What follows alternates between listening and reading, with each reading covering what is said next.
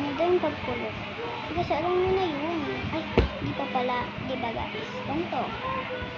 Wait lang. I-ano ko nito. Kasi baka masayang. Ito guys, ganito. Igaganito mo siya. Tapos, iikot na yung ulo mo na pag ganun. Tapos, ikot-ikot mo lang siya. Tapos, ganun lang. Tapos, ito natira. Dapat magtitira kayo. Gaganon yung lahi mo siya. Itong ipasok mo itong natira dito. Tapos, igaganon mo siya. Tapos, so, ganun lang. Ganun lang, guys. Ganun lang siya. Tapos, gawin nyo na yun din. Dapat matagal na oras. Kasi, pag konting oras lang, madali lang siya mai-straight agad siya, guys. Dapat, hindi mo muna siya i-up. Yan, guys.